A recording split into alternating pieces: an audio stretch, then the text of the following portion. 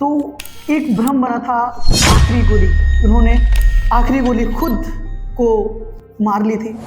मैं आज अपने विचारों को आपसे रख पा रहा हूं, आपके सामने कह पा रहा हूं। लगभग उस दिन की बात करूं जिस दिन चंद्रशेखर आजाद साहब शहीद हुए, तो सुबह के लगभग 10 बज रहे थे। कुछ देर बाद नॉट बावर, राइट, जो कि सुप्रिंटेंडेंट ऑफ सीआईडी था उस टाइम का, और वो पूछा, इतने में ही उसने अपने पिस्टल से एक गोली चंद्रशेखर आजाद साहब की तरफ चलाई। जामुन के पेड़ के पीछे ओट लेकर बैठकर चंद्रशेखर आजाद साहब गोलियां चलाने लगे। ठाकुर विश्वेश्वर सिंह आजाद साहब आखिरी गोली खुद को मार लेते हैं, लेकिन इसके प्रमाण नहीं मिलते। प्रमाण जो है वो इसके विपरीत है। लगभग 16 अनयूज्ड बुलेट्स पाई गई। आप सभी को नमस्कार, जय हिंद, जय भारत, वंदे मातरम। नमस्कार दोस्तों, मेरा नाम मृगेंद्र प्रताप सिंह है और नए प्लेटफॉर्म पे आप सभी का स्वागत है।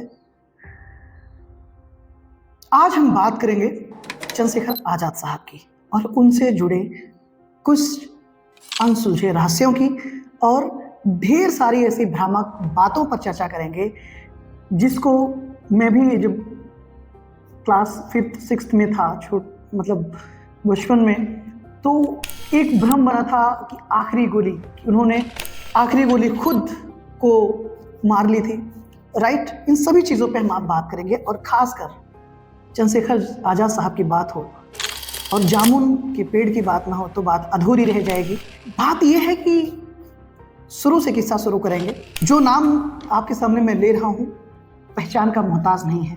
मैं आज अपने विचारों को आपसे रख पा रहा हूँ, आपके सामने कह पा रहा हूँ। ये तभी संभव हो पाया है जब बहुत सारे वीर सपूतों ने इस देश को आज़ाद कराने के लिए अपना बलिदान दिया, और उन्हीं में से एक हम सब के चहेते चंद्रशेखर आजाद साहब। हम सभी जानते हैं कि चंद्रशेखर आजाद साहब की याद में प्रयागराज में एक पार्क है जिसको हम कंपनी बाग, अल्फ्रेड पार्क के नाम से जानते हैं, और वीर शहीद चंद्रशेखर आजाद पार्क के नाम से भी जानते हैं। तो सबसे पहले बात करेंगे कि इसकी शुरुआत कब हुई। तो 18वीं शताब्दी की बात है, जब क्वीन विक्टोरिया इंग्लैंड की महारानी थी, तो उनके बेटे, राइट, 1870 में किंग अल्फ्रेड भारत आए थे, और उन्हीं के याद में ये पार्क डेवलप किया गया और उन्हीं के नाम पे इसको अल्फ्रेड पार्क नाम दिया गया, और जिसे उस समय कंपनी बाग के नाम से भी जाना जाता था। अगर कुल क्षेत्र की बात करें तो 133 एकड़ में ये पार्क बना हुआ है, और जो कि प्रयागराज का सबसे बड़ा पार्क इसको ये चीज़ बनाती है। अब लगभग उस दिन की बात करूं जिस दिन चंद्रशेखर आजाद साहब शहीद हुए, तो सुबह के लगभग 10 बज रहे थे, और इनका जो पार्टी थी HSRA, Hindustan socialist Republican association, उसके बहुत सारे मेंबर ऑलरेडी पहले ही गिरफ्तार हो चुके हैं, जिसमें आप अच्छे से समझ रहे हैं कि भगत सिंह, सुखदेव, राजगुरु, इन सबको फांसी दी जानी सुनिश्चित हो चुकी है, और तमाम जो साथी हैं वो गिरफ्तार हैं, और बहुत सारे ऐसे भी लोग रहे जो धोखाधड़ी भी किए। और ये हमेशा होता रहा है, हम आप कभी गैरों से नहीं हारे, नहीं झुके। कुछ तो बात रही है, और हर उस बात में हमेशा किसी अपने का नाम जरूर आता है। तो सुबह के 10 बजे सुखदेव राज, ठीक है, और ये जो भी विश्लेषण मैं अभी आपको बताऊंगा उसके साक्ष्य मैं आपके सामने रखूंगा। सुखदेव राज से मुलाकात होनी थी, तय था सुबह 10 बजे के आसपास, और सुखदेव राज साहब ने एक किताब लिखी है, जब ज्योति जगी। तो ये सारा विश्लेषण उसी किताब का है। तो जब वो निकले, चूंकि चंद्रशेखर आजाद साहब उस समय ओल्ड कटरा में ही रहते थे, राइट, तो जब निकले घर से जहाँ पे वो रहते थे, तो इधर सुखदेव राज साहब भी निकले, तो दूर ही दिखाई दिए, और प्यार से सुखदेव राज साहब चंद्रशेखर आजाद साहब को भैया कहते थे। तो उन्होंने कहा कि भाई भैया दिखाई दिए, और उनके साथ 2 व्यक्ति और थे। तो जब वो पास गए तो बोले, भैया वो लोग कौन थे?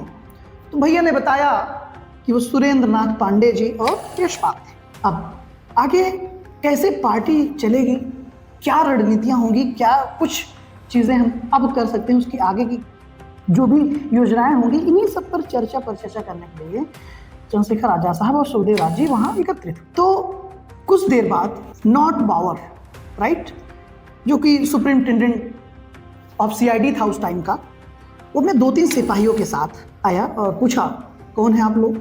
अंग्रेजी में ही पूछा होगा, हु आर यू?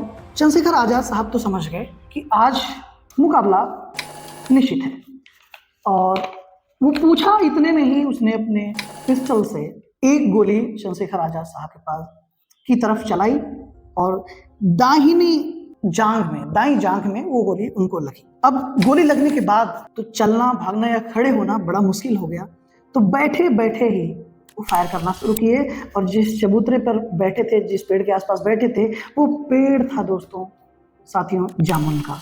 इसलिए शुरू में मैंने जामुन के पेड़ का जिक्र किया था।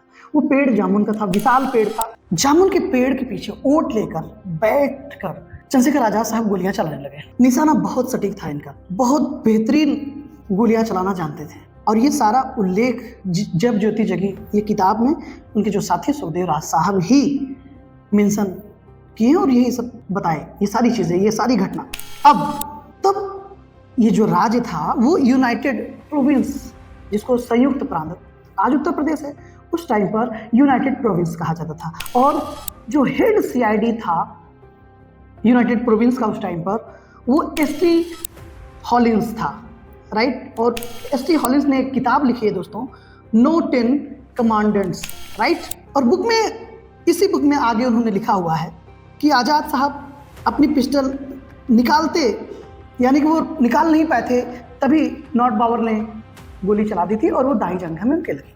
अब बैठ कर वो फायर कर रहे हैं, तभी उसी समय थोड़ी दूर पर एक नाला है दोस्तों, आज भी, हालांकि वो कवर कर दिया गया है, एक नाला था, और उस नाले के पास से ठाकुर विशेश्वर सिंह, राइट, अपने जवानों के साथ वो भी उस तरफ से गोलियां चला रहे थे छुप कर। अब वो डिप्टी सुपरिटेंडेंट ऑफ सीआईडी थे उस टाइम पर। तो एक गोली जो है विशेश्वर सिंह ने जब चलाई, एक गोली दाहिने बाजू में लगी और दाहिने बाजू से होते हुए दाहिने फेफड़े में लगी, और वो फेफड़े में ही वो गोली रुक गई। तो इस वजह से दाहिना हाथ और दाहिना यानी कि दायां उनका जो जांघ है दोस्तों, राइट, वो काम नहीं कर रही थी। तो गोली किस हाथ से चला रहे थे? अपने बाएं हाथ से। दोनों हाथ से गोली चलाना जानते थे और निशाने बहुत अच्छे थे। और तब ये सब जब कुछ हो रहा था, तो उसी समय चंद्रशेखर आजाद साहब सुखदेव राज को वहां से जाने के लिए कहते हैं। हालांकि इस चीज के लिए सुखदेव राज को बहुत कुछ झेलना पड़ा, काफी लोगों ने कहा सुना कि आप कैसे वहां से चले आए, तो उन्होंने बताया कि आदेश था भैया का, और भैया ने मुझे जबरदस्ती वहां से जाने के लिए कहा और मुझे जाना पड़ा। तो वहां से निकल गए सकुशल। थोड़ी देर लड़ाई होती है, और जैसा कि मैंने पहले ही आपसे बताया कि निशाना बहुत अच्छा था चंद्रशेखर आजाद साहब का, तो एक गोली जबड़े में लगी ठाकुर विशेश्वर सिंह की। मतलब मोर्चा लेते हुए नॉट बावर और ठाकुर विशेश्वर सिंह दोनों घायल थे उस टाइम पर। अब थोड़ी सी हम आप बात करेंगे, प्रमाण के साथ बात करेंगे, क्योंकि जो नो 10 कमांडमेंट्स एसटी हॉलिन्स के द्वारा किताबें लिखी गई हैं, और वो सारी चीज़ें वहाँ पे ये मेंशन है, आप उसको देख सकते हैं। हम ये जानते हैं, या हमसे भी ये जानते हैं कि हमें ये बताया गया, या हम अगर कोई मूवीज़ भी कभी बनी तो ये दिखाया गया कि आज़ाद साहब आखिरी गोली खुद को मार लेते हैं, लेकिन इसके प्रमाण नहीं मिलते। प्रमाण जो हैं वो इसके विपरीत हैं, इससे हट करके हैं, ये सही बात नहीं। जब चंद्रशेखर आजाद साहब शहीद हुए, वीरगति को प्राप्त हुए 27 फरवरी 1931 को, राइट, तो वहां पर लगभग 16 अनयूज्ड बुलेट्स पाई गई। पहली चीज ध्यान दीजिएगा, 16 अनयूज्ड बुलेट्स पाई गई और लगभग 22 गोलियां चली थी। तो इसका मतलब ये है कि आखिरी गोली का तो सवाल ही पैदा नहीं होता, क्योंकि 16 अनयूज्ड बुलेट्स वहां पे मिली थी, पहली चीज। दूसरी चीज, आजाद साहब जब मोर्चा ले रहे थे उस समय वहां पर सुखदेव राज जी मौजूद थे, और उन्होंने बताया लोगों से कि भैया का दाहिना हाथ और दाहिना पैर यानी जांघ में लगी थी गोली, काम नहीं कर रहा था, और भैया बाएं हाथ से गोली चला रहे थे, और आजाद साहब को जो गोली लगी थी सिर में वो दाहिनी तरफ लगी थी। अब कोई भी इंसान अपने आप को ऐसे करके नहीं मारेगा। अगर खुद पर गोली चलानी है तो ज्यादा सटीक और ज्यादा आसान हमारे लिए ये होगा। पहली चीज, गोली दाहिनी तरफ लगी थी, राइट, ये चीज है। 16 अनयूज्ड बुलेट्स मिली, और उसके बाद अगर कोई सटा के गोली चलाएगा तो उतनी दूर की स्किन जल जाएगी, बाल भी आसपास के जल जाएंगे, जो कि नहीं हुआ था ऐसा कुछ भी, और इन सब के पुख्ता सबूत है। तो ये बात तो साबित है और प्रमाणित है क्योंकि इसके प्रमाण इसी के मिलते हैं कि आखिरी गोली जो हम आप किस्सा जानते हैं वो गलत है, वो सही नहीं है। और इसके बाद अगले दिन देखा अंग्रेजों ने कि जिस पेड़ के नीचे शहीद हुए थे आज़ाद साहब, उस पेड़ पर लोग माला चढ़ाने लगे, एक तरीके से देवस्थान बन गया, वो पूजा होने लगी। तो अंग्रेज फिर घबरा गए, तो उस पेड़ को कटवा दिए। हालांकि बाद में उसी स्थान पर लोगों ने एक दूसरे जामुन का पेड़ लगा दिया, जो हम आज आप देखते हैं वो पेड़ नहीं है, क्योंकि इसको तो अंग्रेजों ने कटवा दिया था। और मेरा अपना मानना है कि अगर आज़ाद साहब के पास आखिरी गोली भी होती तो वो गोली उन गोरों के लिए होती, अंग्रेजों के लिए होती, ना कि खुद के लिए। ये आज समझ में आया कि हम सबके लिए बड़ी गौरव की बात है कि हमारे पास हमारा जो इतिहास है सूरवीरों से भरा पड़ा है। हमें किसी के इतिहास पढ़ने की जरूरत नहीं है। हमारा इतिहास इतना गौरवशाली है कि आप किसी एक का भी नाम ले लेंगे तो फक्र से आपका सिर ऊंचा हो जाएगा। तो ये बात आपसे शेयर करनी थी, और आपके जो भी विचार हों आप कमेंट्स के माध्यम से मुझ तक जरूर पहुंचाएं।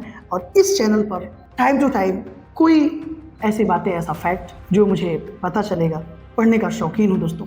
और तमाम चीज़ें, जब तमाम बातें, चाहे वो एजुकेशन से रिलेटेड हो, समाज से रिलेटेड हो, फैमिली से रिलेटेड हो, बच्चों से रिलेटेड हो, राइट, शिक्षा से, उनकी स्कूलिंग व्यवस्था से रिलेटेड हो, तो टाइम टू टाइम प्रयास रहेगा कि आप तक मैं पहुँचाऊँ। और ये हम सबकी जिम्मेदारी बनती है, एक नैतिक जिम्मेदारी। आपसे यही आकांक्षा है मेरी, आपका अनुज हूँ, आपके प्रेम की आकांक्षा रखता हूँ, और ज़्यादा से ज़्यादा आप मेरा सहयोग करें, इस चैनल को शेयर करके, सपोर्ट करके, सब्सक्राइब करें और करवाएं भी, ताकि हम आप टाइम टू टाइम मिलते रहें। और एक चीज़ का वादा है, क्वांटिटी का तो नहीं पता, लेकिन टाइम टू टाइम आकर इस चैनल के माध्यम से हम आप क्वालिटी एजुकेशन मतलब शिक्षा, किसी भी प्रकार की शिक्षा दोस्तों, क्वालिटी पे मेरा फोकस रहेगा, rather quantity. Thank you so much. अब आपसे विदा लेता हूँ। जय हिंद, जय भारत, वंदे मातरम, नमस्कार।